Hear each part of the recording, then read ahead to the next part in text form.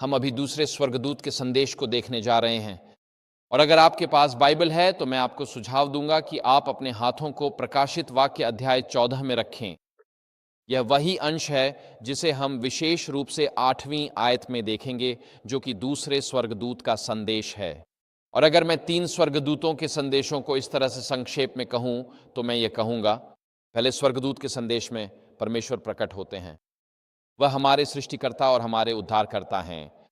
दूसरे स्वर्गदूत के संदेश में शैतान को एक झूठा, धोखेबाज, हत्यारा और ठग के रूप में उजागर किया गया है। और तीसरे स्वर्गदूत के संदेश में हमें परमेश्वर या शैतान में से किसी एक के लिए निर्णय लेने के लिए बुलाया गया है। तो पहले स्वर्गदूत का संदेश है परमेश्वर का प्रकट होना, दूसरे स्वर्गदूत का संदेश है शैतान का पर्दाफाश होना, और तीसरे स्वर्गदूत का संदेश है चुनाव करो और चुनाव तुम्हारा है। लेकिन हम सभी को परमेश्वर के लिए एक चुनाव करना ही होगा, और परमेश्वर के लिए चुनाव न करना वास्तव में शैतान के लिए चुनाव करना है। तो जब हम आज सुबह परमेश्वर का वचन खोलते हैं तो मैं आपको आमंत्रित करता हूं कि मेरे साथ अपना सिर झुकाएं और एक बार फिर पवित्र आत्मा की उपस्थिति को आमंत्रित करें। तो क्या हम प्रार्थना करें? हे स्वर्गीय पिता, हम आपके आशीर्वादों के लिए धन्यवाद करते हैं, और अमेरिका के संयुक्त राज्य में हमें जो स्वतंत्रता मिली है कि हम अपनी अंतरात्मा के अनुसार एकत्र होकर आपकी आराधना कर सकते हैं। प्रभु, हम जानते हैं कि ये दिन अधिक समय तक नहीं रहेंगे। हम जानते हैं प्रभु कि हमारे संविधान के हर सिद्धांत को अस्वीकार कर दिया जाएगा, और इसीलिए पिता हम यहाँ बैठे हैं, शायद संयुक्त राज्य अमेरिका के नागरिक के रूप में या शायद अन्य देशों के नागरिक के रूप में। लेकिन प्रभु, इन सबसे बढ़कर हमारी नागरिकता स्वर्ग में है, जहाँ से हम अपने उद्धारकर्ता प्रभु यीशु मसीह की प्रतीक्षा कर रहे हैं।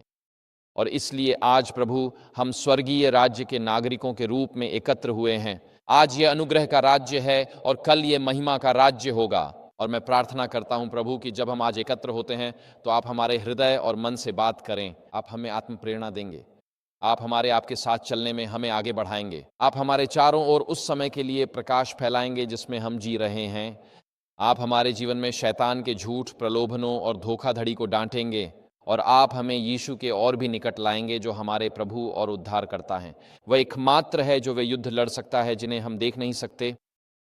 प्रभु, ये क्षण आपको सौंपते हैं, मुझसे और मेरी ओर से बोलें, हमारे पाप क्षमा करें, हर पराई आत्मा को यहाँ से अभी दूर करें, और आपकी पवित्र आत्मा ही इन 4 दीवारों के भीतर एकमात्र आत्मा हो। यीशु के नाम में हम विनम्रता से प्रार्थना करते हैं, आमीन। तो चलिए सीधे पाठ की ओर चलते हैं। हमने आज सुबह पहले स्वर्गदूत के संदेश को देखा था, और यही हमारी यात्रा होगी।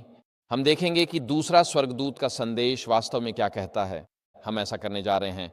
हम पुराने नियम में बाबुल को देखेंगे, फिर हम नए नियम में बाबुल को देखेंगे, और फिर हम परमेश्वर की अंतिम समय के बाबुल के लिए अपील को देखेंगे। बाबुल तो यही यात्रा है जिस पर हम इस विशेष उपदेश में साथ चलने वाले हैं। और दूसरा स्वर्गदूत का संदेश वास्तव में तीनों स्वर्गदूतों के संदेशों में सबसे छोटा है।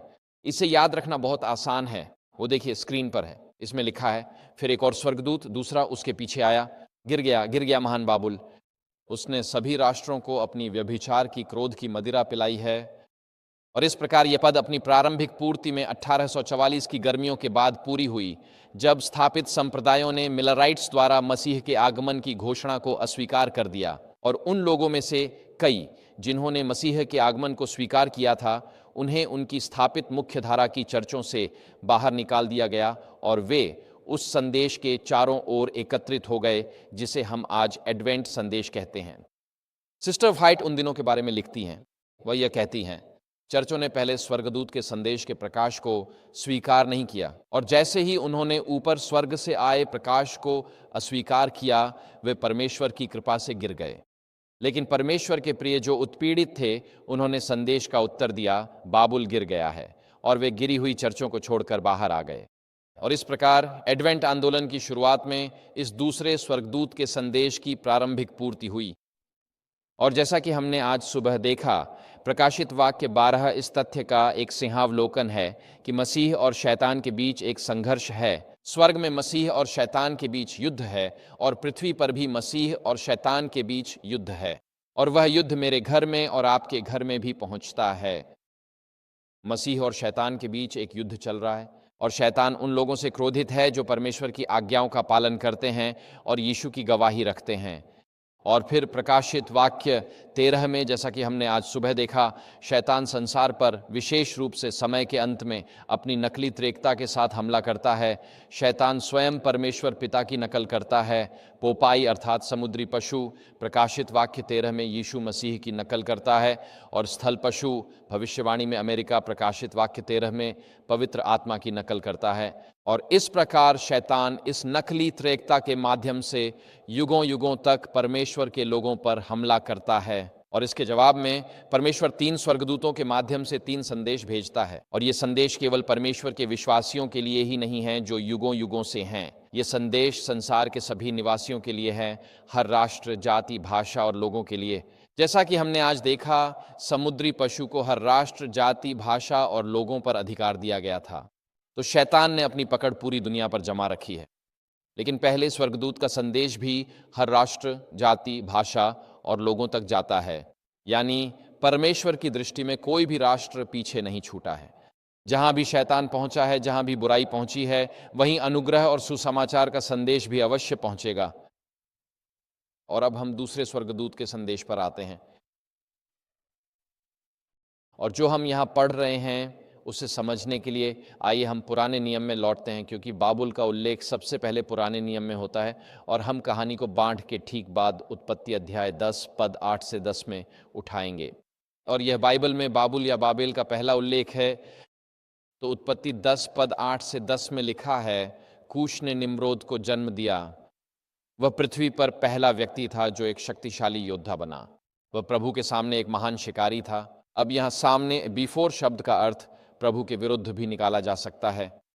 तो पाठ यह भी कह सकता है कि वह परमेश्वर के विरुद्ध शिकारी था, या वह प्रभु के सामने शिकारी था। पाठ आगे कहता है, इसलिए कहा जाता है निम्रोद के समान प्रभु के सामने एक महान शिकारी। उसके राज्य की शुरुआत बाबेल या बेबीलोन, एरेक और अकद से हुई। ये सभी शिनार देश में थे। और इस प्रकार आधुनिक इराक में मेसोपोटामिया के रेगिस्तानों के बीच उपजाऊ अर्धचंद्र के केंद्र में हमारे पास बाइबल का पहला राजा है, और उसका नाम था निम्रोद। और हम खुद से ये पूछ सकते हैं कि बाढ़ के ठीक बाद पहले मानव राज्य का उल्लेख होने का क्या महत्व है। और यही इसका महत्व है। जब परमेश्वर ने आदम और हव्वा को बनाया तो उसकी मंशा थी कि वे पृथ्वी पर उसके प्रतिनिधि बने। परमेश्वर सर्वोच्च है, वह सब कुछ नियंत्रित करता है, लेकिन आदम को उसका प्रतिनिधि, उसका भंडारी होना था, और वह पृथ्वी के संसाधनों की देखभाल के लिए परमेश्वर के सामने जवाबदेह था।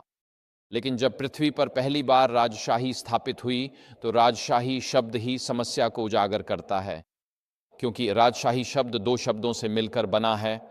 मोनो का अर्थ है एकमात्र या केवल, और आर्के का अर्थ है सिर या शासक।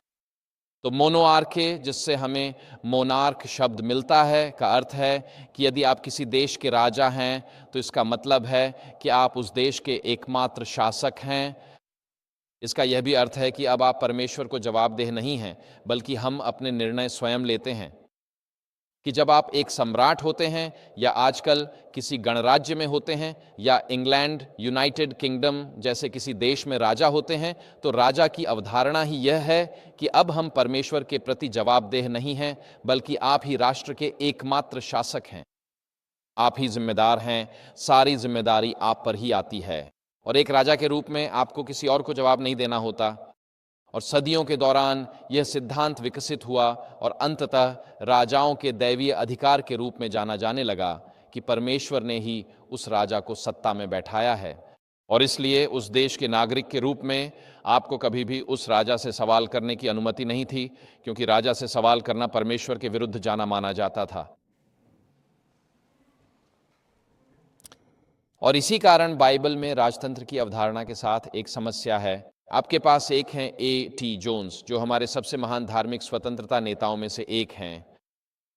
उन्होंने जनरल कॉन्फ्रेंस के अध्यक्ष होने के विचार का जोरदार विरोध किया। वह इसके सख्त खिलाफ थे, क्योंकि उनका कहना था कि एक बार जब आपके पास अध्यक्ष होगा तो चर्च में एक तानाशाही, शाही, राजतांत्रिक नेतृत्व शैली आ जाएगी।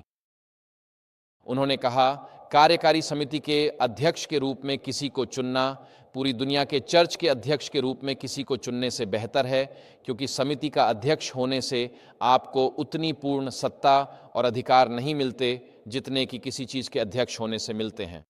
तो टी जोन्स इस पूरे राजतंत्र की अवधारणा के सख्त विरोधी थे और हमारे सबसे महान धार्मिक स्वतंत्रता नेताओं में से एक थे।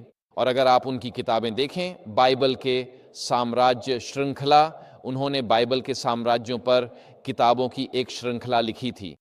उनमें से एक असीरियन साम्राज्य पर थी, उनमें से एक दानियेल 7 के 4 राज्यों पर थी। पोप सत्ता पर इक्लीसियास्टिकल एम्पायर नामक एक और किताब थी। दरअसल जीसी उनसे किसी बात पर नाराज थी। अक्सर जनरल कॉन्फ्रेंस धार्मिक नेताओं से नाराज हो जाती है और उन्होंने इस धार्मिक स्वतंत्रता के नेता को भेजा। उन्होंने कहा, आप जहाज से विश्व यात्रा पर जाएं और दुनिया घूमें ताकि आपका गुस्सा शांत हो जाए। और वे इस यात्रा पर गए, करीब 18 महीने नाव से पूरी दुनिया का चक्कर लगाया। रास्ते में उन्होंने ये किताबें लिखीं। जाहिर है इस यात्रा से उनकी नाराज़गी कम नहीं हुई। मैं आपको इन्हें पढ़ने को कहूँगा। इन किताबों में उन्होंने अपना इतिहास दर्शन समझाया है कि हम सब प्रबंधक हैं और अपने फैसलों के लिए ईश्वर के प्रति जिम्मेदार हैं। चाहे हम सामान्य व्यक्ति हों या राजा, हम सब परमेश्वर और कलीसिया के सामने जवाबदेह हैं। हमें राजशाही या राजा जैसी सत्ता नहीं रखनी चाहिए। और इसी तरह निम्रोद,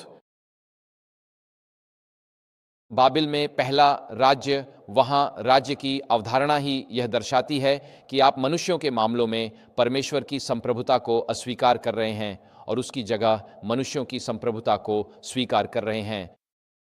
इस प्रकार बाढ़ के तुरंत बाद मानवतावाद का जन्म हुआ, जिसमें हम केवल खुद को जवाबदेह मानते हैं, किसी और को नहीं। और स्वयं शब्द बाबेल या बाब इलू, इसका अर्थ है परमेश्वर का द्वार। इसका मूल अर्थ यह है कि यदि देवता कहीं बाहर हैं भी तो वे हमसे दूर हैं, लेकिन यहाँ पृथ्वी पर अपने मामलों में हम ही सर्वोच्च और संप्रभु हैं। और बाढ़ के बाद पूरी दुनिया में जनसंख्या को फैलाने और पृथ्वी को फिर से बसाने के बजाय निम्रोद ने मानवता को मध्य पूर्व के कुछ शहरों में इकट्ठा कर लिया। उसने बाबिल का निर्माण किया और बाबेल की मीनार भी बनाई। उसका उद्देश्य था कि उसका राज्य और बाबिल पूरी दुनिया के लिए प्रशंसा और आश्चर्य का प्रतीक बन जाए। यह मानवतावाद का एक स्मारक था, ईश्वर के बिना जीवन का उत्सव, और यह पुष्टि कि मनुष्यों के राज्यों में अब ईश्वर सर्वोच्च नहीं है और हम अपनी समस्याओं का समाधान खुद कर सकते हैं। यह ईश्वर और उसकी नूह से की गई उस प्रतिज्ञा पर अविश्वास का प्रतीक था, जिसमें कहा गया था कि दुनिया फिर कभी बाढ़ से नष्ट नहीं होगी। निम्रोद के साथ साथ मूर्ति पूजा भी आई। देखिए, अगर आप अमर हैं तो पाप की सजा मृत्यु नहीं है, और अगर पाप मृत्यु की ओर नहीं ले जाता तो आपको किसी मसीहा की आवश्यकता नहीं है। अभी हाल ही में, दरअसल कल ही मैं देर रात पढ़ रहा था, पैसिफिक यूनियन रिकॉर्डर में एक लेख था जिसमें थीस्टिक इवोल्यूशन को बढ़ावा देने की बात की गई थी। यानी यह विचार कि भगवान ने विकास की प्रक्रिया शुरू की और कई सदियों तक उसका मार्गदर्शन किया। और निश्चित रूप से इसमें समस्या यह है, इसके सत्य न होने और इसका एक हिस्सा पवित्र शास्त्र की बातों की अनदेखी करने के अलावा समस्या यह है कि अगर आप मानते हैं कि लाखों वर्षों तक जीवन और मृत्यु के चक्र चलते रहे, बार बार जीवन और मृत्यु होती रही इससे पहले कि आदम और हव्वा आएं, तो इसका मतलब है कि पाप से पहले ही मृत्यु मौजूद थी। और अगर मृत्यु पाप से पहले मौजूद थी तो पाप की सजा मृत्यु नहीं है, और इसलिए आपको पाप की सजा से बचाने के लिए उद्धारकर्ता की आवश्यकता नहीं है। तो ये सुसमाचार की आवश्यकता को ही निरस्त कर देता है। और इसीलिए यह धर्मनिरपेक्ष मानवतावाद जो निम्रोद के समय से पूरी दुनिया में फैल गया है, आज भी हमारे अपने विश्वास समुदाय के भीतर हमें प्रभावित करता है। लेकिन मूर्ति पूजा के साथ यह विचार आता है कि आपको इसकी आवश्यकता नहीं है, आप मरने वाले नहीं हैं, और इसके साथ ही आध्यात्मिकता आती है। सबसे पहला झूठ जो कभी बोला गया वह एक धर्मशास्त्री द्वारा बोला गया था। यह शैतान था जिसने स्त्री से कहा, सांप ने स्त्री से कहा, तुम निश्चित रूप से नहीं मरोगी। बाइबल में पहला व्यक्ति जिसने परमेश्वर के वचनों के अर्थ पर चर्चा की वह स्वयं शैतान था। तो इससे वो पहला धर्मशास्त्री बन जाता है। जैसा कि एक प्रसिद्ध ऐतिहासिक चर्च इतिहासकार कहते हैं, हे स्वर्ग, हमें धर्मशास्त्रियों के क्रोध से बचा। लेकिन इतिहास में पहला धर्मशास्त्री स्वयं शैतान था, और वही सांप ने हव्वा से अर्थात अदन की वाटिका में स्त्री से कहा, तुम नहीं मरोगी। और वास्तव में आज हमारे संसार के लगभग हर प्रमुख धर्म ने उसी झूठ को स्वीकार कर लिया है, आत्मा की अमरता के उस मूल झूठ को। आप आत्मा की अमरता का सिद्धांत इस्लाम में भी पाते हैं, जहां या तो आप हमेशा के लिए स्वर्ग जाते हैं या हमेशा के लिए नरक की आग में जाते हैं। वे बस बीच का हिस्सा छोड़ देते हैं, बीच में है पर्गेटरी। कैथोलिक धर्म भी वही झूठ फैलाता है कि आप अमर हैं, कि जब आप मरते हैं तो आप स्वर्ग जाते हैं, नरक जाते हैं या पर्गेटरी में जाते हैं।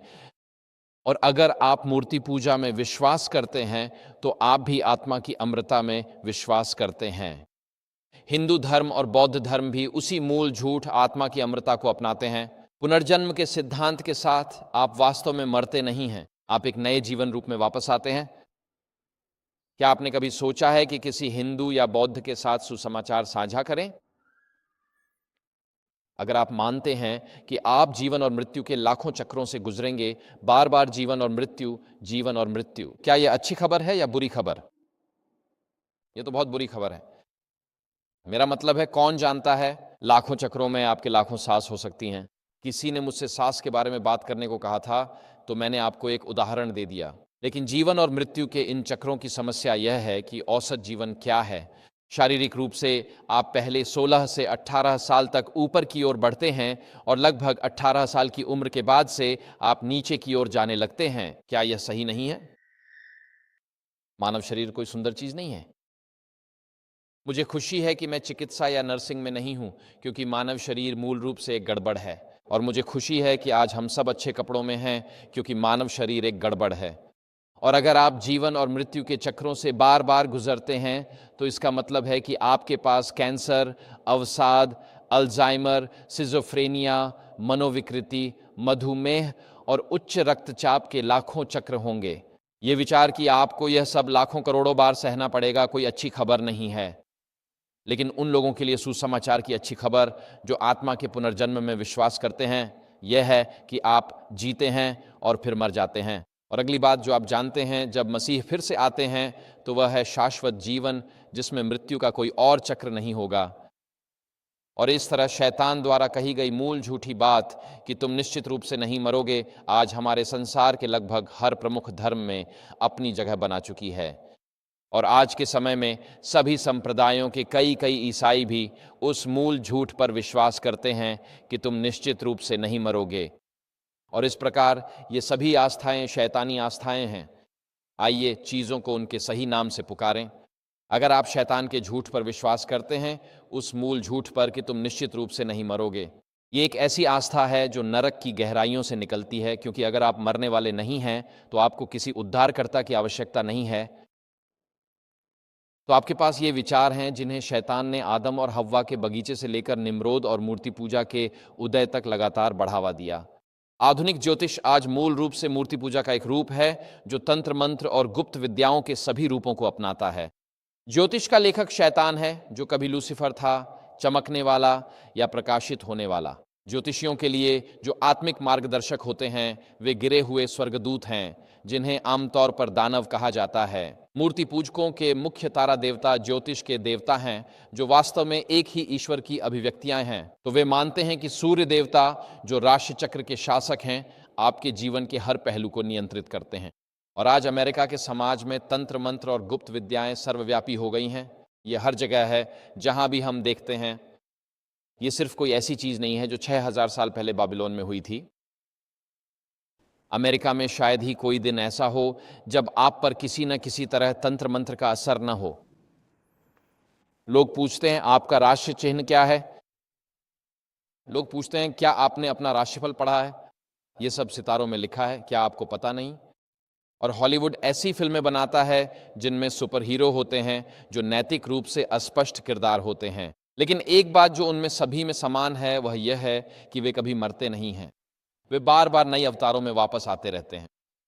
और इस तरह हमारे बच्चों को यह विचार सिखाया जा रहा है कि बुरा होना मृत्यु की ओर नहीं ले जाता। शैतान अब छुपा नहीं है, हमारे पश्चिमी समाज में तंत्र मंत्र, विक्का प्रथाओं, मूर्ति पूजक प्रथाओं, ट्रांसजेंडरिज्म का ज़बरदस्त विस्तार हो रहा है। शैतान अब छुपा नहीं है। और पुराने नियम के दिनों में यशायाह 14:4 में यशायाह बाबिलोन के राजा की तुलना स्वयं लूसीफर से करता है। यशायाह 14:4 में यशायाह कहता है, तुम बाबिलोन के राजा के विरुद्ध यह ताना लोगे। कैसे अत्याचारी का अंत हो गया, कैसे उसका घमंड समाप्त हो गया। तो इस पद में यशायाह बाबिलोन के राजा की तुलना स्वयं लूसीफर से करता है। इसलिए बाबिलोन का परमेश्वर के विरुद्ध विद्रोह स्वर्ग में शैतान के परमेश्वर के विरुद्ध विद्रोह और लूसीफर की घृणा के समान है। दानियेल और शद्रक, मेशक और अबेदनगो के समय में बाबिलोन द्वारा परमेश्वर के संतों पर किया गया उत्पीड़न, बाबिलोन द्वारा परमेश्वर के संतों का उत्पीड़न लूसीफर और उसकी परमेश्वर तथा परमेश्वर के संतों के प्रति घृणा का प्रतिबिंब है। और बाइबल में पहली बार महान बाबिलोन शब्द आपको प्रकाशित वाक्य 14 में नहीं बल्कि दानियेल अध्याय 4 और पद 13 में मिलता है। और यह वह कहानी है जिसमें राजा नबूकदनेस्सर ने एक सपना देखा था। क्या आपको वह महान वृक्ष का सपना याद है? और वह वृक्ष ऊंचा हो गया और आकाश के पक्षी उसमें बसेरा करने लगे और मैदान के जानवर उसकी छाया में इकट्ठा हो गए। और फिर स्वर्ग से एक आवाज आई और न्याय सुनाया गया और उस वृक्ष को काट दिया गया। अब यदि आप अपनी बाइबल ध्यान से पढ़ें तो यह पहली बार नहीं है जब ऐसा सपना किसी मूर्ति पूजक राजा को आया हो। यह सपना यहेजकेल में फिरौन को भी आया था और यह असुर से संबंधित है। तो यह एक प्रसिद्ध सपना था। नबूकदनेस्सर वो पहला व्यक्ति नहीं था जिसे यह सपना मिला था। हम केवल इसे नबूकदनेस्सर से जोड़कर सोचते हैं, लेकिन वह बाइबल में उस विशेष सपने का पहला उदाहरण नहीं था। परमेश्वर ने दानियेल 2 में नबूकदनेस्सर को चेतावनी दी। दानियेल ने कहा, सताए हुओं पर दया कर अपने पापों का प्रायश्चित करो। और नबूकदनेस्सर ने इसके बारे में 1 साल तक सोचा और वह इसके बारे में सोचता रहा। और एक दिन वह अपने महल की छत पर टहल रहा था और उसने बाबुल के अद्भुत नगर को देखा जो अपने समय का न्यूयॉर्क था। और उसने उस पर नजर डाली और उसका हृदय घमंड से भर गया। और वह हर उस चीज को देखता है जिसे उसने बनाया है। आप जानते हैं बाबुल की ईंटों पर नबूकदनेस्सर का नाम खुदा हुआ है। आप आज भी बाबुल की ईंटों में उसका नाम देख सकते हैं। वह चाहता था कि दुनिया जान ले कि बाबुल का नगर उसी ने बनाया है। और वह अपने महल में खड़ा होता है और उसका हृदय घमंड से भर जाता है। और स्क्रीन पर आप वह पाठ देखते हैं। इसमें लिखा है, राजा ने कहा, क्या यह महान बाबुल नहीं है, या इब्रानी में कहें तो बाबुल महान? क्या यह वही महान बाबुल नहीं है जिसे मैंने अपनी शक्ति से शाही निवास के लिए और अपनी महिमा के सम्मान के लिए बनाया है?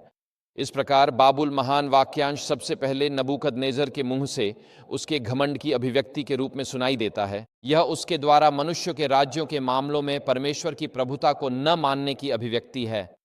नबूकदनेस्सर का घमंड लूसीफर के घमंड का प्रतिबिंब है, जिसका घमंड स्वर्ग में विद्रोह का कारण बना। और क्योंकि राजा घमंडी था, हमें यशायाह 21:9 में एक चेतावनी, एक भविष्यवाणी चेतावनी दी गई थी, जिसमें लिखा है, वहाँ राजा बाबुल को देख रहा है। वहाँ बाबुल के झूलते बाग हैं। नबूकदनेस्सर की पत्नी उत्तरी ईरान से थी और वह वहाँ की एक राजकुमारी थी। और उत्तरी ईरान पहाड़ों और सर्दियों में बर्फ से भरा हुआ है और उसे बाबुल के चारों ओर के रेगिस्तान बिल्कुल पसंद नहीं थे, क्योंकि वहाँ सिर्फ समतल रेतीला सूनापन था। इसलिए नबूकदनेस्सर ने उसके लिए बाबुल के झूलते बाग बनवाए। यह 7 मंजिल से भी ऊंचा था और उसने उस इमारत पर महल और मंदिर बनाए और वहाँ पेड़ और जंगल लगाए। और ये ऐसे था जैसे सऊदी अरब के रेगिस्तान के मैदानों में यूफ्रेट्स नदी के किनारे एक हरा भरा पहाड़ उग आया हो। और इस तरह उसने बाबुल के झूलते बाग बनाए। शायद आप कह सकते हैं कि यह उसकी अपनी देश की याद में उदास दुल्हन के लिए प्रेम भेंट थी, लेकिन यशायाह 21:9 में उसके 7 साल की पागलपन की अवधि थी। यशायाह 21:9 पहली बार है जब यह वाक्यांश आता है, गिर गया बाबुल। और यह दूसरे स्वर्गदूत के संदेश में नहीं है, यह सीधा यशायाह तक जाता है। और यशायाह 21:9 में यशायाह यह कहता है, वह कहता है, पद गिर गया बाबुल, और उसके देवताओं की सारी मूर्तियां जमीन पर टूटी पड़ी हैं। तो इससे बहुत पहले कि आप दूसरे स्वर्गदूत के संदेश तक पहुंचे, हमारे पास पुराने नियम में यह संदेश है कि गिर गया वह महान नगर जिसे बाबुल कहा जाता है। और फिर हम इसे यिर्मयाह 51:6 में भी पढ़ते हैं। ये परमेश्वर की आज्ञा है अपने लोगों के लिए, उसका परामर्श है उन लोगों के लिए जो बाबुल में रह रहे हैं। वह कहता है भागो, आप इसे स्क्रीन पर देख सकते हैं। ये लिखा है यिर्मयाह 51:6-8। ये कहता है बाबुल के बीच से भाग जाओ, अपनी जान बचाओ, तुम में से हर एक उसके अपराध के कारण नष्ट मत हो, क्योंकि यह यहोवा के प्रतिशोध का समय है, वह उसके किए का बदला चुका रहा है। बाबुल यहोवा के हाथ में एक सोने का प्याला था, जिससे सारी पृथ्वी को मदहोश कर दिया गया। राष्ट्रों ने उसकी मदिरा पी और इस कारण राष्ट्र पागल हो गए। अचानक बाबुल गिर गया है और चूर चूर हो गया है। अब क्या यह आपको प्रकाशित वाक्य की पुस्तक जैसा नहीं लगता? और यह 700 ईसा पूर्व 650 ईसा पूर्व में दिया गया था। तो यह उन दर्शन से बहुत पहले दिया गया था जो प्रेरित यूहन्ना को पाटमोस द्वीप पर मिले थे। हम पुराने नियम में बाबुल के बारे में क्या सीखते हैं?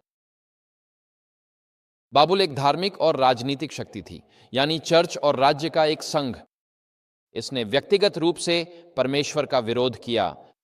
बाबुल ने शैतानी सिद्धांतों, मूर्ति पूजक दानव पूजा को बढ़ावा दिया और परमेश्वर के लोगों पर अत्याचार किया। लेकिन परमेश्वर ने अपने लोगों को बाबुल पर अचानक न्याय लाने से पहले बाबुल से बाहर बुलाया। हम तो अभी तक नए नियम तक पहुंचे भी नहीं हैं। तो केवल यही बात आपको बाबुल के बारे में सब कुछ बता देती है सच में कि बाबुल चर्च और राज्य का एक संघ है। बाबुल परमेश्वर के संतों पर अत्याचार करने वाली शक्ति है।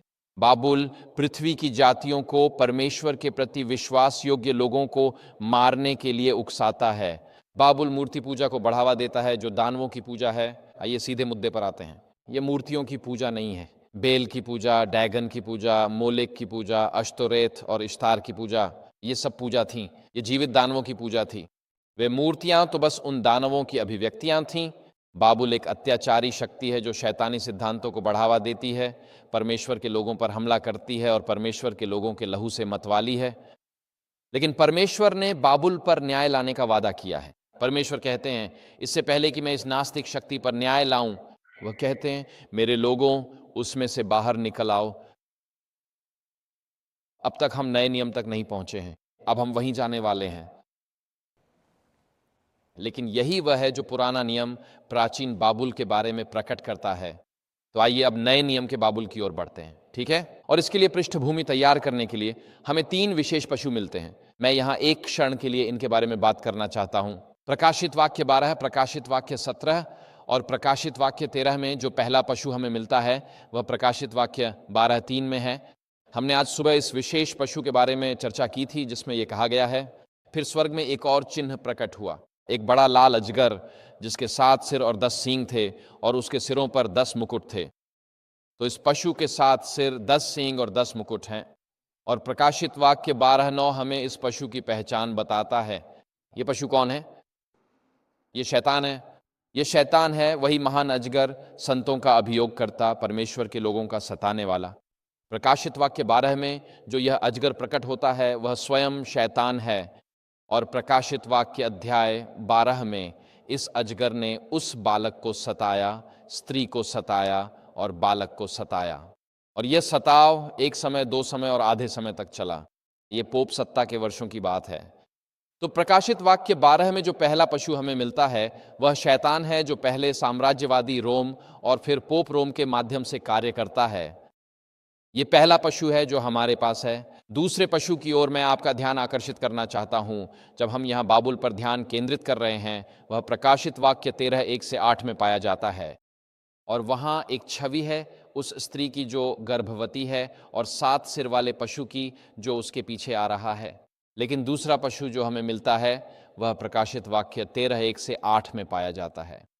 और यह विशेष पशु दानियेल 7 की घमंडी छोटी सींग की शक्ति के समानांतर है। और यह 42 महीनों तक संतों पर अत्याचार करता है। यह वही है जैसा कि दानियेल 7 की छोटी सींग की शक्ति की 1260 वर्षों की भविष्यवाणी के समानांतर है। और प्रकाशित वाक्य 13:2 इस पशु का वर्णन करता है। ये कहता है, मैंने जो पशु देखा वह तेंदुए के समान था, उसके पैर भालू के जैसे थे और उसका मुंह शेर के मुंह जैसा था। मुंह। अब क्या ये जानवर पुराने नियम में कहीं से आपको याद आते हैं? एक भालू, एक शेर और एक तेंदुआ। हाँ। और दानियेल की भविष्यवाणी में दानियेल 7 में उसने समुद्र से निकलते हुए सबसे पहले कौन सा पशु देखा था? एक शेर। और दूसरा पशु कौन था? वो एक भालू था, एक भालू। और तीसरा पशु एक तेंदुआ था। लेकिन आप देखेंगे कि इस वर्णन में क्रम उल्टा है। हम तेंदुए से शुरू करते हैं, फिर भालू की ओर जाते हैं, फिर शेर की ओर लौटते हैं। ठीक है, क्रम उलट गया है, जो यह बताता है कि हम उसी पशु को देख रहे हैं, लेकिन भविष्यवाणी के एक अलग समय से यहाँ एक अलग समय का दृष्टिकोण हो रहा है। इन छोटी छोटी बातों के महत्व का एक और उदाहरण देने के लिए अपनी बाइबल में दानियेल 5 खोलिए, जहाँ दानियेल राजा बेलशज्जर से बात कर रहा है। ये कुछ इस तरह का है। ये सिर्फ एक और उदाहरण है कि भविष्यवाणी में ये कैसे काम करता है। दानियेल 5 में आप पढ़ते हैं कि बेलशज्जर बाबुल के अपने महल में उत्सव मना रहा था और फारसी सेनाएं बाहर थीं, और बेलशज्जर का पिता नाबोनिदुस था, और नाबोनिदुस चंद्र देवता की पूजा कर रहा था, जिसे वास्तव में सिन कहा जाता था, और वह अरब के रेगिस्तान में था, और वह बाबुल की रक्षा नहीं कर सका। इसलिए उसने अपने बेटे बेलशज्जर को बाबुल की रक्षा के लिए छोड़ दिया। तो उस रात बेलशज्जर और उसके पिता नाबोनिदुस बाबुल के नंबर 1 और 2 शासक थे, और नबूकदनेजर बेलशज्जर ने एक भोज आयोजित किया, और वे यरूशलेम के मंदिर से सोने और चांदी के बर्तन ले आए, जिन्हें नबूकदनेजर ने लगभग 70 साल पहले चुरा लिया था। और दानियेल 5 के 4 पद में लिखा है कि उन्होंने दाख मधुपिया और सोने, चांदी, कांसे, लोहे, लकड़ी और पत्थर के देवताओं की स्तुति की। क्या आप ये देख रहे हैं? कोई तो हाँ कहे। ठीक है। फिर जब दानियेल उस रात आता है और वह दीवार पर लिखी हुई लिखावट का अर्थ बताता है, मैंने तेकेल उफासिन, यह दानियेल ने कहा। डैनियल ने नबूकदनेजर से यह कहा। आयत 23 में वह कहता है, आपने स्वर्ग के परमेश्वर के विरुद्ध स्वयं को ऊंचा किया है। उसके मंदिर के पात्र भी आपके सामने लाए गए हैं, और आप, आपके प्रभु, आपकी पत्नियां और आपकी उपपत्नियां उन पात्रों से शराब पी रहे हैं। आपने चांदी और सोने, कांस्य, लोहे, लकड़ी और पत्थर के देवताओं की स्तुति की है। तो नबूकदनेजर और बेलशज्जर सोने, चांदी, कांस्य और लोहे के देवताओं की स्तुति कर रहे हैं। और जब डैनियल परमेश्वर के न्याय के बारे में बोलता है, तो वह धातुओं के क्रम को उलट देता है, जिससे यह दिखाता है कि अब आपके सामने ही परिवर्तन हो रहा है। तो ये छोटी छोटी बातें भी मायने रखती हैं। सिर्फ जिस क्रम में डैनियल उसे धातुएं बताता है, वही हमें यह बताता है कि बदलाव हो रहा है। और उसी रात सचमुच बेलशज्जर को आक्रमणकारी फारसी सेनाओं ने मार डाला था। तो प्रकाशित वाक्य के जिस दूसरे पशु की हम चर्चा कर रहे हैं, जो प्रकाशित वाक्य 13:1 से 8 में है, वह पहले पशु यानी प्रकाशित वाक्य 12 से एक अलग समय का दृष्टिकोण दिखाता है। प्रकाशित वाक्य 13 उस समय के अंत से है जब उत्पीड़न का समय समाप्त हो रहा है, जबकि प्रकाशित वाक्य 12 उस समय की शुरुआत से है जब उत्पीड़न शुरू होता है।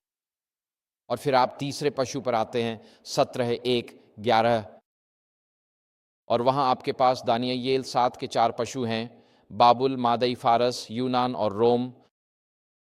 और आप देखते हैं कि प्रकाशित वाक्य 13 का पशु कुछ अधिकार का दावा करता है। यह अधिकार शैतान से आता है। यह एक विश्वव्यापी धार्मिक शक्ति है। यह परमेश्वर के बराबरी का दावा करता है। यह दमनकारी शक्ति है। इसका अंक 666 है, और इसे 42 महीने या 1260 वर्षों का अधिकार मिला। एडवेंटिस्ट ही नहीं, मध्यकालीन कैथोलिक पादरी भी इसे मानते थे। जो लोग शास्त्र के विद्वान हैं, वे इसे पोपाई सत्ता का वर्णन मानते हैं, जो परमेश्वर के विरोध में एक शक्ति है।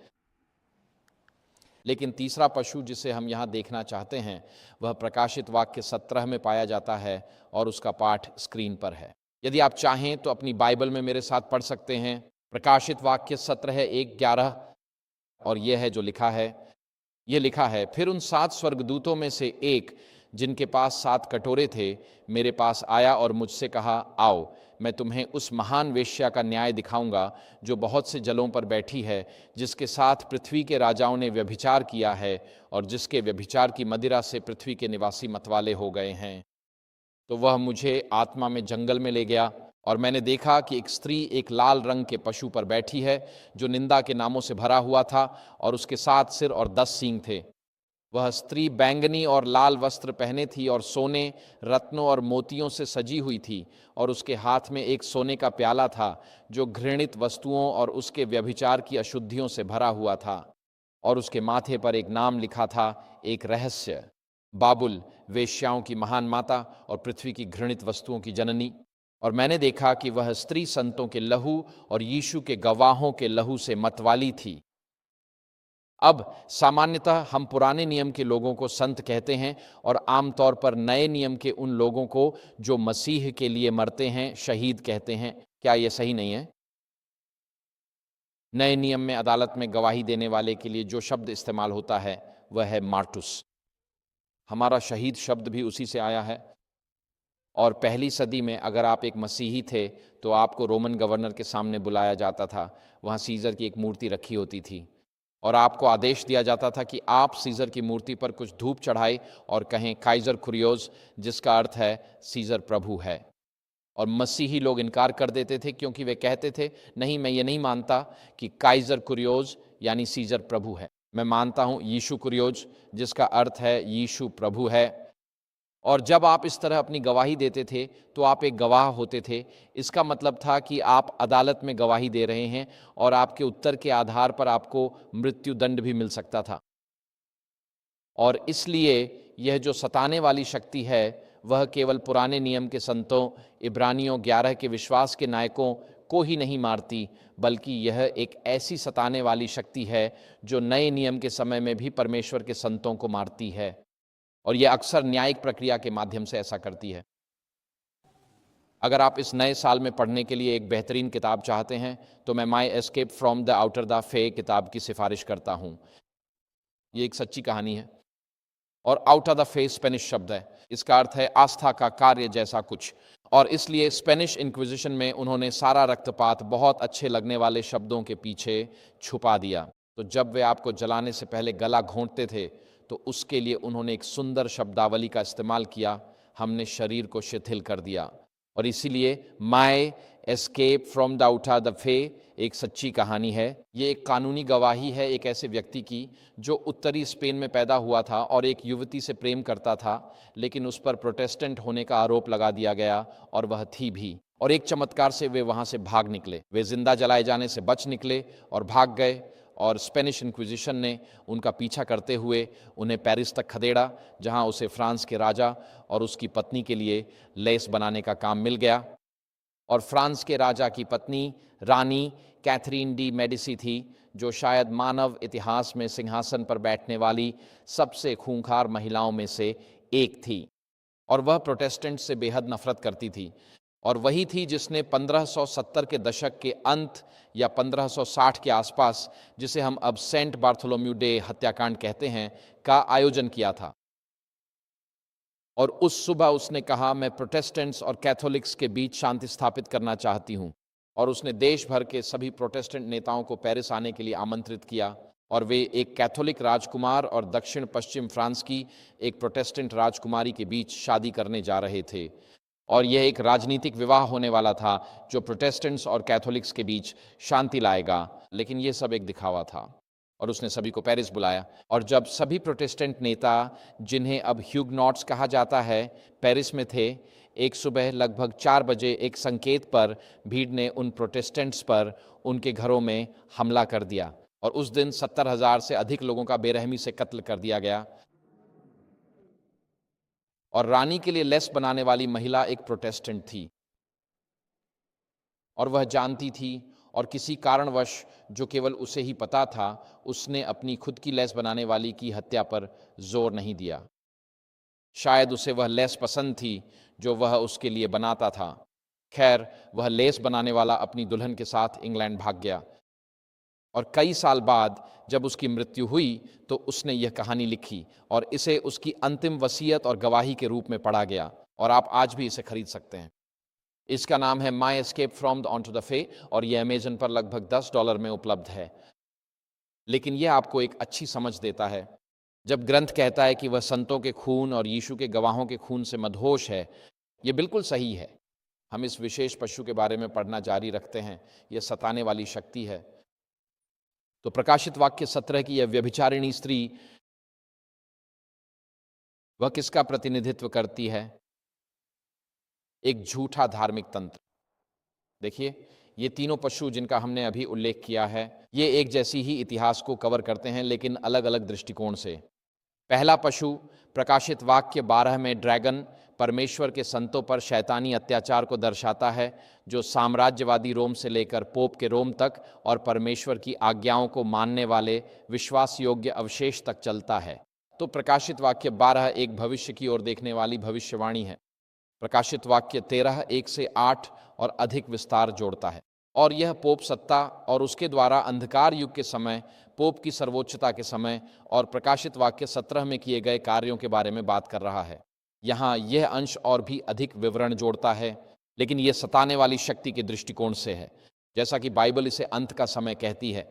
और अब हम अंत के समय में जी रहे हैं। समय का अंत वह है जब यीशु फिर से आते हैं, लेकिन अंत का समय दानियेल 11:40 में पाया जाता है, जो पोप की सर्वोच्चता के समय के अंत में है, और आज हम अंत के समय में जी रहे हैं। अब सोचिए कि परमेश्वर ने अपनी दया में हमें इस समय जन्म लेने की अनुमति दी। अंत के समय में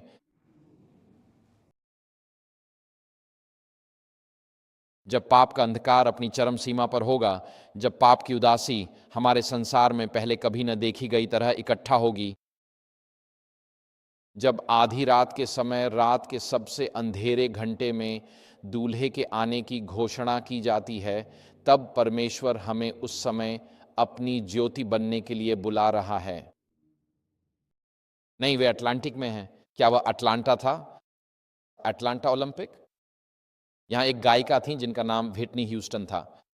उन्होंने एक गाना गाया था जिसका नाम था give me one moment in time. क्या आप में से किसी को वो गाना याद है? बस मुझे एक पल दे दो।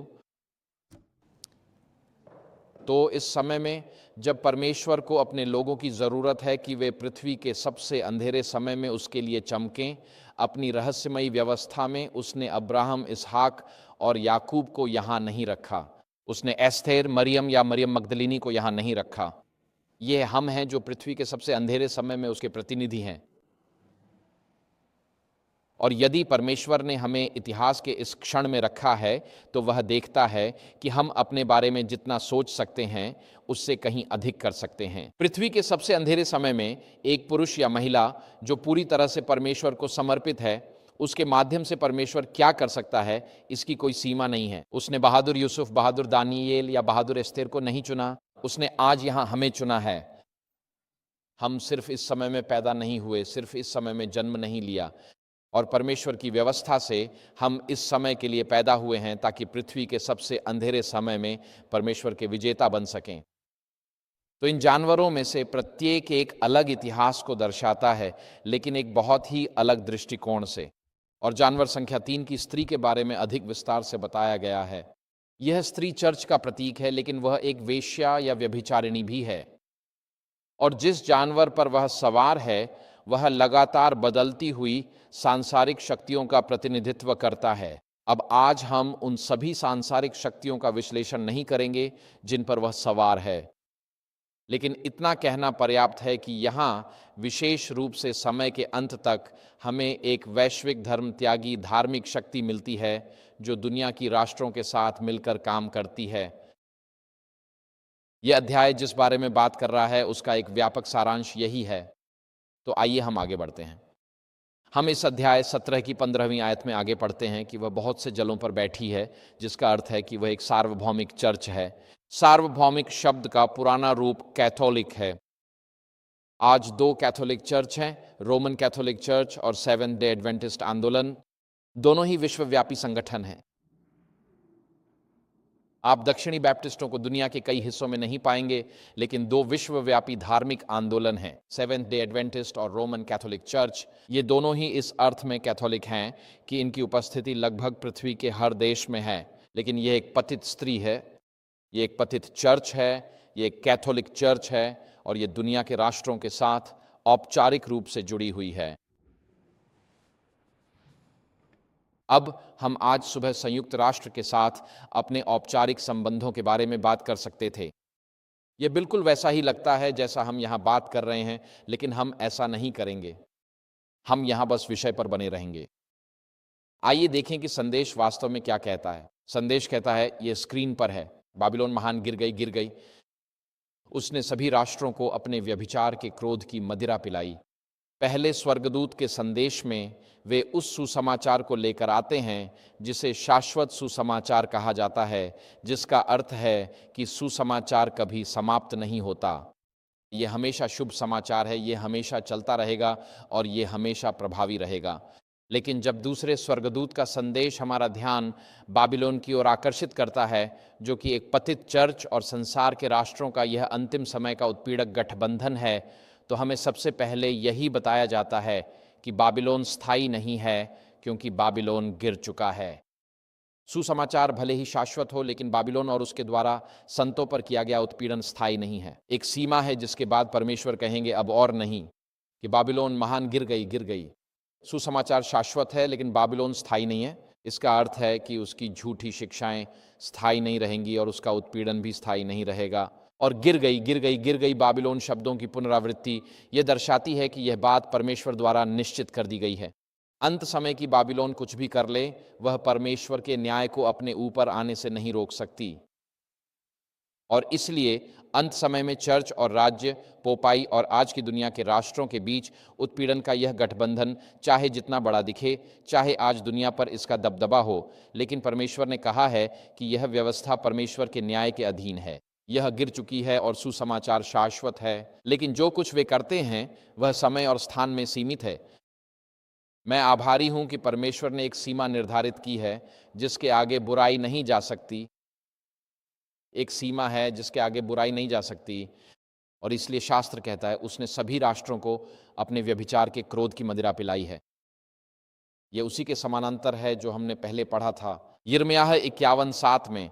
यह पतित चर्च प्रकाशित वाक्य 13 में पूरे संसार को बहकाता और धोखा देता है कि वे पशु का चिन्ह स्वीकार करें, जो कि झूठी उपासना और झूठा सिद्धांत है। क्यों? क्योंकि वादा यह है कि यदि आप इस झूठी उपासना में भाग लेते हैं तो आप राजनीतिक स्थिरता और आर्थिक समृद्धि बनाए रख सकते हैं। तो ये झूठे सिद्धांत, उसके व्यभिचार के क्रोध की मदिरा वास्तव में क्या है?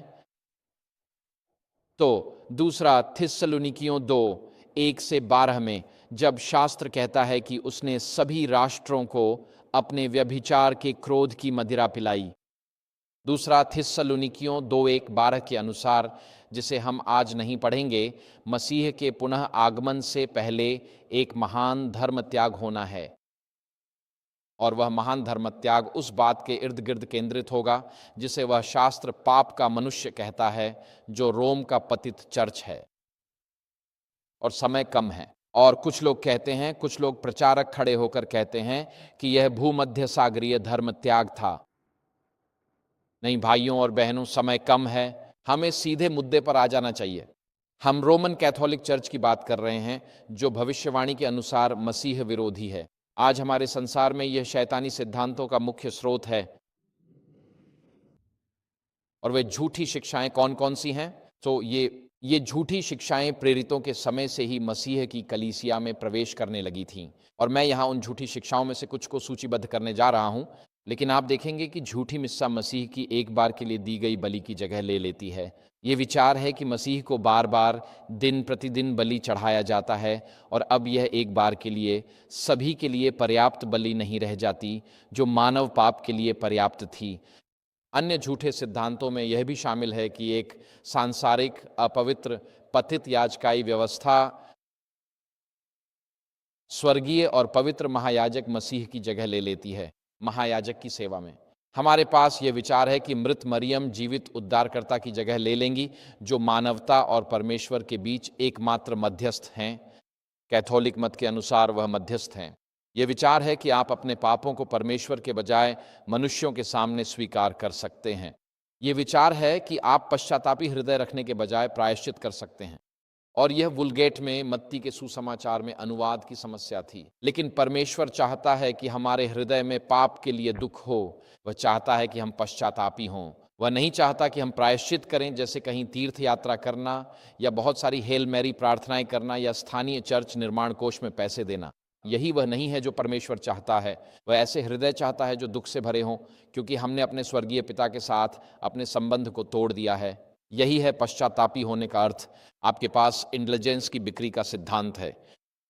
अगर आप चर्च निर्माण कोष में पैसे देते हैं तो आप अपनी बाकी जिंदगी में जितना चाहें पाप कर सकते हैं। यही कारण है कि कैथोलिक देशों में नैतिक पतन फैल गया, क्योंकि प्रोटेस्टेंट दृष्टिकोण में हमें पश्चाताप करना है, बपतिस्मा लेना है और विश्वास करना है कि हमें पाप से मुड़ जाना चाहिए। लेकिन कैथोलिक दृष्टिकोण में आप पैसे देकर अपनी पूरी जिंदगी बलात्कारी, हत्यारे, व्यभिचारी और धोखेबाज बने रह सकते हैं। और ये भगवान को भी मंजूर है, क्योंकि आपने पैसे दिए हैं। और वह पैसे कहाँ गए जो इंडल्जेंस की बिक्री से मिले थे? वह पैसे आज रोम में सेंट पीटर्स बेसिलिका के निर्माण में लगे। और जब भी आप टीवी पर रोम में उस बड़ी इमारत पर पोप को खड़े हुए देखते हैं और उसके सामने विशाल सेंट पीटर्स प्लाजा देखते हैं, तो आप मध्य युग में यूरोप में इंडल्जेंस की बिक्री से हुए मुनाफे को देख रहे होते हैं। वहीं वह पैसा गया था। आप पैसे देते हैं, एक इमारत बनती है और आप अपनी बाकी जिंदगी खुशी खुशी पाप करते रह सकते हैं। आपके पास मृत संतों की कैनोनाइजेशन को अपनाने की परंपरा है। ये शैतानी प्रतिभा का एक कार्य है, क्योंकि जहाँ भी कैथोलिक चर्च गई है उसने वहाँ के स्थानीय झूठे देवताओं को अपनाया है, उन्हें एक पवित्र कैथोलिक नाम दिया है और उन्हें कैथोलिक संत बना दिया है। और इस तरह स्थानीय मूर्ति पूजा और आत्मवाद का यह समन्वय कैथोलिक चर्च में लाया गया है। आपके पास बाइबल में अपोक्रिफल पुस्तकों को जोड़ने की परंपरा है। आपके पास मरियम के निष्कलंक गर्भाधान का सिद्धांत है। इस सिद्धांत का अर्थ यह है कि मरियम का उनके माता पिता द्वारा पापरहित रूप से गर्भाधान हुआ था।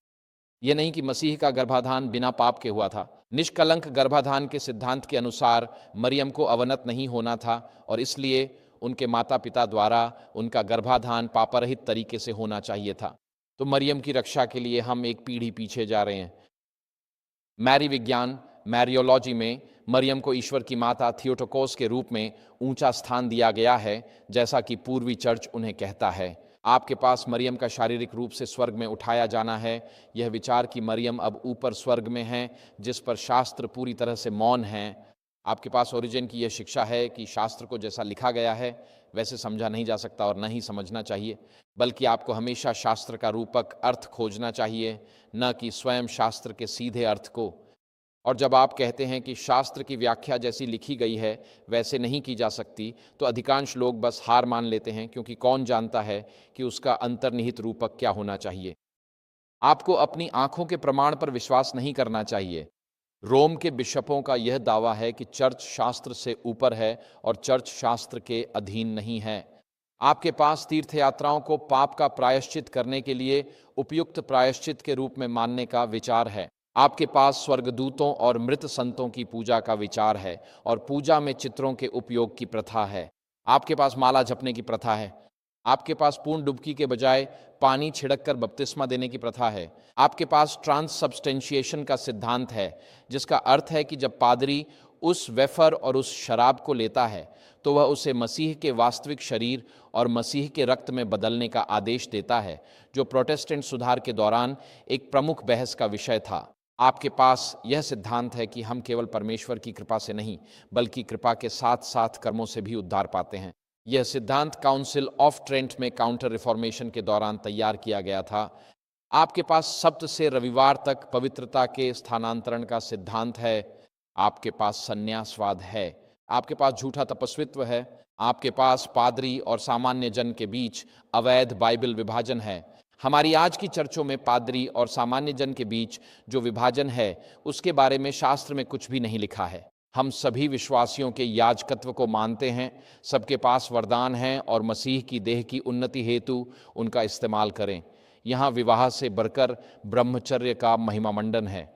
आपके पास अवशेषों की पूजा है, सड़ती हड्डियों की उपासना है। और जब आप सड़ती हड्डियों को देखते हैं और अपना पैसा चुकाते हैं तो आप सैद्धांतिक रूप से और कथित तौर पर अपने शुद्धिकरण के समय को कम कर सकते हैं। आपके पास पतरस से प्रेरित उत्तराधिकार का झूठा दावा है, मोमबत्तियां जलाने की प्रथा है, मृतकों के लिए प्रार्थनाएं करने की प्रथा है, सोने की मूर्तियों की पूजा है और सड़कों पर जुलूस निकालने की परंपरा है। पोप की अचूकता का सिद्धांत। खैर, पोप की अचूकता का सिद्धांत सुनने में तो बहुत अच्छा लगता है, लेकिन यह उतना अच्छा नहीं है जितना लगता है, क्योंकि और यह एक बहुत ही बाद का सिद्धांत था। 1800 के दशक के अंत में यह सिद्धांत सामने आया। लेकिन अगर पोप अचूक हैं तो इसका मतलब है कि 1200, 1300 और 1400 के दशक में उन्होंने जो कुछ भी कहा वह भी पूरी तरह से सही था। और अगर पोप अचूक हैं तो इसका मतलब है कि आज जो कुछ भी पोप कहते हैं वह पिछले 1500 वर्षों में कही गई हर बात के साथ मेल खाना चाहिए। ये वर्तमान पोप को एक भयानक उलझन में डाल देता है अगर वह सिद्धांत को बदलना चाहते हैं, क्योंकि अगर 1600 के दशक के पोपों ने परिपत्र, बुल आदि जारी किए और कहा कि यह डॉगमा है, तो आधुनिक पोप उसे बदल नहीं सकते। और इसलिए अचूकता का सिद्धांत यह मतलब रखता है कि आपने अतीत में जो भी कहा है वह सब आपके खिलाफ इस्तेमाल किया जाता है। फिर आज भी यह महिला दुनिया भर में अन्य झूठी शिक्षाएं फैलाती है। आपके पास शुद्धिकरण, परगेटरी का सिद्धांत है, यह विचार कि आप पैसे देकर अपने लिए परगेटरी में बिताए जाने वाले समय को कम कर सकते हैं, या आप निश्चित राशि का भुगतान करके अपने माता पिता को नरक की आग से छुड़ा सकते हैं। दो तलवारों का सिद्धांत जो यह है, प्रभु का वचन, परमेश्वर का वचन आत्मा की तलवार है। तो यदि पुरोहित आपको परमेश्वर के वचन के प्रचार के माध्यम से जो आत्मा की तलवार है मसीह के शरीर में नहीं ला पाता, तो फिर शासक आपको सैनिकों की लोहे की तलवार से बाध्य करेगा। इसे ही दो तलवारों का सिद्धांत कहा जाता है और यह मध्य युग से चला आ रहा है। वहां फिर आपके पास लोगों को चर्च में लाने के लिए जबरदस्ती और यातना को वैध ठहराने का अधिकार है। यह सिद्धांत ऑगस्टीन से 4वीं शताब्दी के बाद आया था, क्योंकि नए नियम में मत्ती के सुसमाचार में विवाह भोज की दृष्टांत में जब स्वामी अपने सेवकों से कहता है बाहर जाओ और उन्हें भोज में आने के लिए आमंत्रित करो, वहां एक क्रिया है और वह क्रिया अनाचिजो का अर्थ मजबूर करना भी हो सकता है। और इसलिए यह विचार है कि आप लोगों को चर्च में जबरदस्ती ला सकते हैं और अगर इस प्रक्रिया में आप उन्हें मार भी दें तो भी आप उनके साथ भलाई कर रहे हैं, क्योंकि वे यह भी मानते हैं कि एक्स्ट्रा एक्लेसियम नॉन सालूस, जो चर्च का एक डॉगमा है जिसका शाब्दिक अर्थ है चर्च के बाहर कोई उद्धार नहीं है। अगर मैं आपको चर्च जाने को मजबूर करूं और उस दौरान आपकी जान भी चली जाए तो भी मैं आपका भला ही कर रहा हूं, क्योंकि मैं आपको स्वर्ग की गारंटी दे रहा हूं। इस तरह उन्हें मारना भी उनके लिए अच्छा ही है। हाँ, बाइबल कहती है कि ये झूठे सिद्धांत पूरी दुनिया में फैल गए हैं और इन झूठे सिद्धांतों के कारण लाखों करोड़ों लोगों ने अपनी जान गंवाई है। द ग्रेट कंट्रोवर्सी उत्तर देती है, पृष्ठ 595, हम वहां पढ़ते हैं। लेकिन परमेश्वर के पास पृथ्वी पर ऐसे लोग होंगे जो बाइबल और केवल बाइबल को ही सभी सिद्धांतों और सभी सुधारों के आधार के रूप में मानक बनाए रखेंगे। विद्वानों की राय, विज्ञान के निष्कर्ष, पंथ या धार्मिक परिषदों के निर्णय, जितने चर्च हैं उतने ही अनेक और असहमत या बहुमत की आवाज़, इनमें से कोई एक या सभी को धार्मिक विश्वास के किसी भी बिंदु के पक्ष या विपक्ष में प्रमाण के रूप में नहीं माना जाना चाहिए।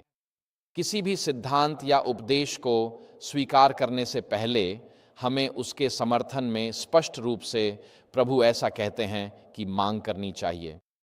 आमीन और आमीन। और कहीं और वह आगे कहती हैं, मेरे पास वह उद्धरण अभी नहीं है, लेकिन मैंने कुछ हफ्ते पहले ही उसे उद्धृत किया था। यहाँ तक कि चर्च में भी हमें चर्च ऐसा कहती है को स्वीकार नहीं करना चाहिए, बल्कि केवल प्रभु ऐसा कहते हैं को ही स्वीकार करना चाहिए, क्योंकि हमारे जीवन में एकमात्र पूर्ण सत्य परमेश्वर का वचन ही है। लेकिन यदि आप प्रभु ऐसा कहते हैं सुनना चाहते हैं तो आपको स्वयं शास्त्र जानने होंगे ताकि आप बताए गए सत्य को परख सकें।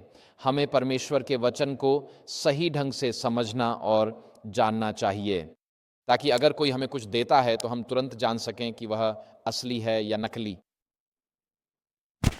जब मेरी पत्नी मेरे लिए एक खास सूप बनाती है तो मैं जानता हूं कि वह उसी के हाथों से बना है। मैं उस स्वाद को पहचानता हूं। अगर मैं कहीं और जाता हूं और कोई मुझे सूप देता है, वह अच्छा हो सकता है, लेकिन मैं जानता हूं कि वह मेरी पत्नी का सूप नहीं है। अगर हम मूल बात को खुद नहीं जानते तो हम शैतान की झूठी शिक्षाओं के बहकावे में आ जाएंगे। और यही कारण है कि हम सब्त की सुबह ऐसे चर्च में आते हैं। लेकिन मैं आपको प्रोत्साहित करूंगा कि आप हमारे शास्त्र की शिक्षाओं को स्वयं जानें। हम इन्हें 28 मूल विश्वास कहते हैं। आपको एक सेवेंथ डे एडवेंटिस्ट के रूप में ये जानना चाहिए कि उसके 28 मूल विश्वास कौन कौन से हैं, और आपको कम से कम एक बाइबल पद जानना चाहिए जो उस विश्वास का समर्थन करता हो। और अगर आप ऐसा नहीं कर सकते तो आप आने वाले समय के लिए तैयार नहीं हैं।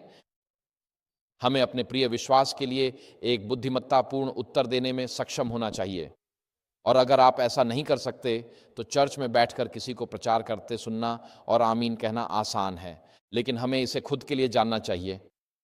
और आप कहते हैं, ओह पास्टर, मैं ये नहीं कर सकता। मैं हवाई जहाज़ों पर ऐसे लोगों से मिलता हूं जो वर्षों से खिलाड़ियों के सभी बैटिंग औसत जानते हैं।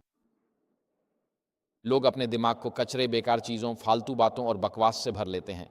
और हम अपने दिमाग को किस चीज़ से भर रहे हैं? हमारे दिमाग को परमेश्वर के वचन से सराबोर होना चाहिए। तो मैं आज आपको प्रोत्साहित करना चाहता हूं, अगर आप यह पहले से नहीं कर रहे हैं तो 28 मूल विश्वासों को पढ़ें और उनमें से हर एक को सृष्टि का सिद्धांत, परमेश्वर पिता, परमेश्वर पुत्र, परमेश्वर पवित्र आत्मा आदि शुरू से अंत तक, उन सिद्धांतों के लिए आपके मन में कम से कम एक ऐसा पद होना चाहिए जो उस शिक्षा का समर्थन करता हो। यह करना मुश्किल नहीं है। दूसरा आगमन, पहला कुरिन्थियों 15। हर कोई इसे जानता है। मुझे उम्मीद है कि हर कोई इसे जानता है। यह करना मुश्किल नहीं है, लेकिन अगर आप इसे जानबूझकर नहीं करेंगे तो यह नहीं होगा। और हमें उस चीज़ के लिए तैयार रहना है जो हमारे संसार पर आने वाली है। यीशु कहते हैं, इसलिए जागते रहो और देखो। इसलिए हमें उस चीज़ के लिए तैयार रहना है जो हमारे संसार पर आने वाली है। और यहाँ यह पाठ प्रकाशित वाक्य 17 पद 6 हमें बताता है कि यह स्त्री जो बाईं ओर है एक सताने वाली स्त्री है। आपके पास प्रकाशित वाक्य 17:6 है और उसके दाईं ओर प्रकाशित वाक्य 18:24 है। ये दोनों पद अंत समय के बाबुल के बारे में बात कर रहे हैं। प्रकाशित वाक्य 17:6 कहता है, मैंने देखा कि वह स्त्री संतों के लहू और यीशु के गवाहों के लहू से मतवाली थी। तो अंत समय का बाबुल एक सताने वाली शक्ति होगी जो सचमुच परमेश्वर के संतों की हत्या करेगा। आइए समझें कि मसीही होना इस बात की गारंटी नहीं है कि आपको सताव से सुरक्षा मिलेगी। नबूकदनेस्सर यहोवा का अनुयायी बन गया था। आप जानते हैं कि दानियेल अध्याय 1 में नबूकदनेस्सर बहुदेववादी था। वह कई देवताओं की पूजा करता था और उसने यरूशलेम पर कब्जा किया और उन किशोर लड़कों को बंदी बना लिया, दानियेल, शद्रक, मेशक और अबेदनगो। और बहुत संभव है कि इस प्रक्रिया में उन्हें नपुंसक भी बना दिया। दानियेल अध्याय 2 में वह बहुदेववादी है। दानियेल अध्याय 2 में उसे सपना आता है। उस सपने के अंत में वह कहता है, अब मुझे पता चल गया है कि इज़राइल का परमेश्वर सभी अन्य देवताओं से ऊपर है। इसे याद रखें। इसका मतलब है कि अब वह एक हेनोथिस्ट है। हेनोथिस्ट ये मानता है कि कई देवता हैं लेकिन एक परमेश्वर है जो सब पर सर्वोच्च है। और फिर दानियेल अध्याय 3 में वह 3 हिब्रू युवकों को आग की भट्टी में डालता है और वह इस्राएल के परमेश्वर को दुनिया की अन्य जातियों के देवताओं से ऊपर बढ़ा चढ़ाकर दिखाता है। लेकिन दानियेल अध्याय 4 में अपनी 7 साल की पागलपन के बाद वह नबूकदनेस्सर के रूपांतरण की व्यक्तिगत गवाही है। अब वह यहोवा परमेश्वर का उपासक बन गया है और उसकी यात्रा के हर चरण में जो लोग उसे उस रास्ते पर आगे बढ़ाते रहे वे उसके कैदी, उसके दास, उसके हिजड़े लड़के थे। जिन पुरुषों को उसने घर से छीना वे परदेश में उसके दास बन गए। ईश्वर ने उनके दुख को इस्तेमाल किया ताकि उस समय की झांत दुनिया के शासक को परमेश्वर के राज्य में लाया जा सके। इसलिए कभी कभी आज का अन्याय ही शासकों को ईश्वर पर विश्वास दिलाता है। जब वे देखते हैं कि हम कष्ट और उत्पीड़न का सामना कैसे करते हैं, तभी उन्हें महसूस होता है कि हमारे जीवन में कोई ईश्वरीय शक्ति काम कर रही है। ऑन्कोलॉजिस्ट्स इसका वर्णन कर सकते हैं या समझ सकते हैं, और वह शक्ति है पवित्र आत्मा की उपस्थिति और उसका व्यक्तित्व। और इसीलिए आप स्क्रीन के दाहिने तरफ देखते हैं और वहाँ लिखा है, और तुम में यह परमेश्वर अंत समय के बाबुल से कह रहे हैं, तेरा ही दोष है कि वहाँ भविष्यवक्ताओं, संतों और पृथ्वी पर मारे गए सभी लोगों का खून पाया गया। इसमें जेफरी एप्स्टीन के बच्चों को भी शामिल किया जाएगा। सही है, क्योंकि यही वह वाक्यांश है, और पृथ्वी पर मारे गए सभी लोग। हर बच्चा जो मृत पैदा हुआ, हर बच्चा जिसका गर्भपात हुआ, हर बच्चा जिसकी हत्या की गई, हर बच्चा जिसे एप्स्टीन और उसके वैश्विक साथियों द्वारा शोषित और बलि चढ़ाया गया, परमेश्वर सब जानते हैं और वह उन्हें इसका हिसाब देंगे। बिल्कुल सही।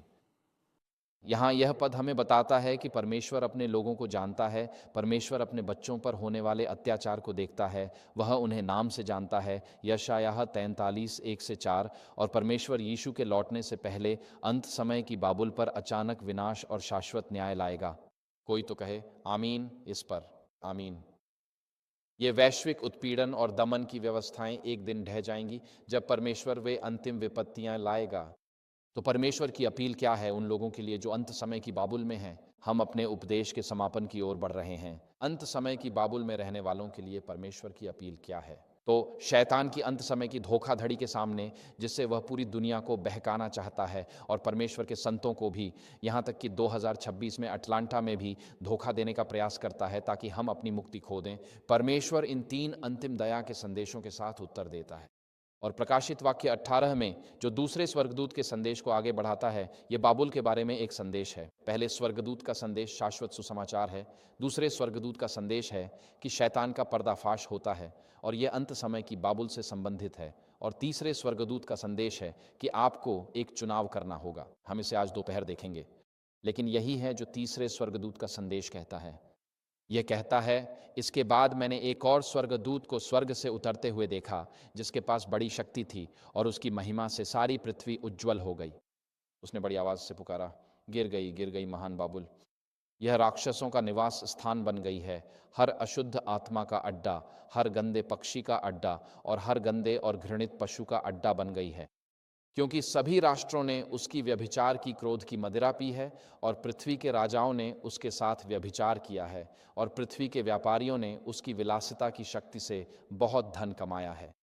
फिर मैंने स्वर्ग से एक और आवाज़ सुनी जो कह रही थी, मेरे लोगों, उसमें से बाहर निकल आओ ताकि तुम उसके पापों में भागीदार ना बनो और उसकी विपत्तियों में हिस्सा न लो, क्योंकि उसके पाप आसमान तक भर गए हैं और परमेश्वर ने उसकी अधर्मिताओं को याद रखा है। मूल बात यह है कि जो लोग परमेश्वर के संतों को सताते हैं उनके लिए न्याय आने वाला है। आमीन। मैं कहता हूं आमीन और आमीन। निर्दोष लोगों के लिए जिन्होंने सदियों से दुख सहा है और मारे गए हैं, उनके पक्ष में परमेश्वर का न्याय आने वाला है। परमेश्वर न्याय का परमेश्वर है। धर्मी हाबिल का लहू जमीन से पुकारता है, जैसे कि उन सभी का लहू भी जिन्होंने सदियों से अत्याचार, हत्या, रक्तपात और सताव का अनुभव किया है, विशेषकर अपने विश्वास के कारण। और मैं कहता हूं और प्रभु की स्तुति करता हूं कि परमेश्वर एक बार फिर सब कुछ ठीक कर देगा। आमीन। किसी दिन भविष्य में परमेश्वर सब कुछ ठीक कर देगा। और ये पद यहाँ बहुत स्पष्ट है, गिर गई महान बाबुल। और फिर से जब मैं एप्स्टीन की बात करता हूं, क्योंकि यह खबरों में है, तो प्रकाशित वाक्य 18 मानो सिर्फ एप्स्टीन के लिए ही लिखा गया हो।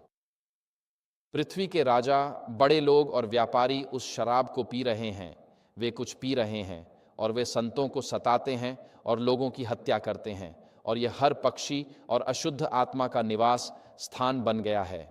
यह एप्स्टीन और उसके वैश्विक षड्यंत्रकारियों के साथ दुनिया भर में जो कुछ हो रहा है उसका एक सटीक वर्णन है। जैसे एक सटीक वर्णन है, लेकिन यह इसका मुख्य अर्थ नहीं है। लेकिन यह आज हमारे सामने जो उजागर हो रहा है उसकी एक सटीक तस्वीर है। अंत समय की बाबिल प्राचीन बाबिल की तरह राक्षसों का निवास स्थान है। वह शैतान के नियंत्रण में है, वह झूठी शिक्षाएं फैलाती है और वह परमेश्वर से इतनी क्रोधित है कि उसे परमेश्वर के संतों को सताने और मारने के लिए मजबूर महसूस होता है। हाँ, बाबिल में रहने वाले उसकी व्यभिचार की क्रोध की मदिरा पिएंगे, जो कि चर्च और राज्य का एक अबाइबिलिक, निंदनीय और सताने वाला गठबंधन है। लेकिन तीसरे स्वर्गदूत के संदेश में जिस पर वे आज दोपहर पहुंचेंगे, वे भी परमेश्वर के न्याय के क्रोध की मदिरा पिएंगे। आमीन। तो सभी को चेतावनी दी जा चुकी है, और इस अंत समय की पुकार में ऐसा प्रतीत होता है कि परमेश्वर के लोग अब भी अंत समय की बाबिल में हैं, और वह उन्हें पुकारता है कि वे वहां से निकलकर उसके अंत समय के आंदोलन में शामिल हों, वे जो परमेश्वर की आज्ञाओं का पालन करते हैं और यीशु के विश्वास को दृढ़ता से थामे रहते हैं। आमीन। आज ऐसे लोगों का एक आंदोलन है जिनकी आंखें विश्वास के साथ यीशु पर टिकी हुई हैं। वह उनका पाप उठाने वाला उद्धार करता है, वह पापियों से प्रेम करने वाला उद्धार करता है, वह स्थान लेने वाला उद्धार करता है, वह दोष क्षमा करने वाला उद्धार करता है। आमीन। और वह शीघ्र आने वाला उद्धार करता है। आमीन। इसलिए बाबिल के पापों में भाग न लें, किसी भी तरह से गुप्त विद्या, ओकल्ट से बचें। ऐसी कलीसियाओं को खोजें जहां सच्चा सिद्धांत प्रचारित किया जाता है, न कि लोकप्रिय या झूठा सिद्धांत। आमीन। परमेश्वर के संतों के उत्पीड़न में भाग न लें और न ही उसका समर्थन करें। परमेश्वर अपने विश्वास योग्य लोगों से कहते हैं, उससे बाहर निकल आओ। यदि तुम मेरे लोग बनोगे तो मैं तुम्हारा परमेश्वर बनूंगा। यह नया वाचा, नया करार है। यह सीधा आदन की वाटिका, गार्डन ऑफ ईडन तक जाता है। आज भी परमेश्वर के पास ऐसे लोग हैं जिनकी आंखें यीशु पर टिकी हुई हैं। मैं आज आपको आमंत्रित करता हूं कि आप अपनी दृष्टि यीशु पर अपने उद्धारकर्ता के रूप में स्थिर करें। कहें, प्रभु, मैं चाहता हूं कि आप अपनी व्यवस्था मेरे हृदय पर लिख दें। मैं उस नैतिक गंदगी, भ्रष्टाचार और पतन का कोई भी हिस्सा नहीं बनना चाहता जो इन दिनों हमारे समाज में हमारी आंखों के सामने हो रहा है। हमारा उससे कोई लेना देना नहीं है। हम दुनिया के राजाओं के साथ गठबंधन नहीं करना चाहते। हम दुनिया की राष्ट्रों के साथ गठबंधन नहीं करना चाहते। हम दुनिया की बैंकिंग प्रणालियों के साथ गठबंधन नहीं करना चाहते, क्योंकि हमारे समाज में जो नैतिक गंदगी हो रही है उसने हर चीज़ को छूकर दूषित कर दिया है। हमें, जैसा कि तीतुस 2 में लिखा है, एक विशेष लोग, चुने हुए लोग, शुद्ध लोग होना है। और यह मुझसे शुरू होता है और यह आपसे शुरू होता है और यह इस दिन के बाद से हमारे जीवन जीने के तरीके से शुरू होता है। आमीन। ईश्वर एक विशेष लोगों की तलाश कर रहे हैं, एक भविष्यवाणी करने वाले लोगों की। आमीन। एक शुद्ध लोगों की, ऐसे लोगों की जो इस संसार के पापों में भाग नहीं लेंगे या इस संसार की गिरी हुई व्यवस्थाओं से कोई लेना देना नहीं रखेंगे। हमारी निष्ठा, हमारी मुख्य निष्ठा और हमारी एकमात्र निष्ठा राजाओं के राजा और प्रभुओं के प्रभु के प्रति है। आमीन। जब मैं 13 साल का था तब अपना जीवन यीशु को समर्पित कर दिया था और यह मेरे जीवन का सबसे अच्छा निर्णय था। आमीन। और उन्होंने शास्त्र में जो भी वादा किया था वह सब सच हुआ है। रास्ते में आंसू भी आए हैं, मैं मानता हूं, लेकिन परमेश्वर अच्छे हैं और वे विश्वास योग्य हैं। आमीन। आज 55 की उम्र में मैं कह सकता हूं कि भरोसा करने वालों के लिए परमेश्वर हमेशा वफादार है। तो मेरे लोगों, उसमें से बाहर निकल आओ। यह परमेश्वर का दया का संदेश है, यह एक चेतावनी का संदेश है, यह प्रेम का संदेश है, क्योंकि वह नहीं चाहता कि कोई भी नाश हो। आप कह सकते हैं, मेरे पास कहीं एक निष्कर्ष लिखा हुआ था, मैंने उसे खो दिया। ये उपदेश 4 पन्नों का था और मैंने कहीं चौथा पन्ना खो दिया। आज सुबह कहीं मैंने चौथा पन्ना खो दिया। तो मूल रूप से मैं यही कहूँगा, आज घुटनों पर बैठें और परमेश्वर के सामने अपने पापों को स्वीकार करें। फिर खड़े हों, स्वर्ग की ओर देखें और हमारे प्रभु और उद्धारकर्ता की धार्मिकता को प्राप्त करें और बाहर निकलें, बोलें और आने वाले हफ्तों, महीनों और वर्षों में यीशु के लिए चमकें। अगर हम पृथ्वी के इन अंतिम क्षणों में उसके गवाह नहीं बनेंगे तो परमेश्वर किसी और को ढूंढ लेंगे। आमीन। ऐसा ही हो। यीशु के लिए चमको, मसीह के लिए आत्माएं जीतें। और जब यीशु फिर से आएंगे तो हम में से प्रत्येक को उसके नाम के लिए स्वर्गीय इनाम मिलेगा। आमीन। आमीन।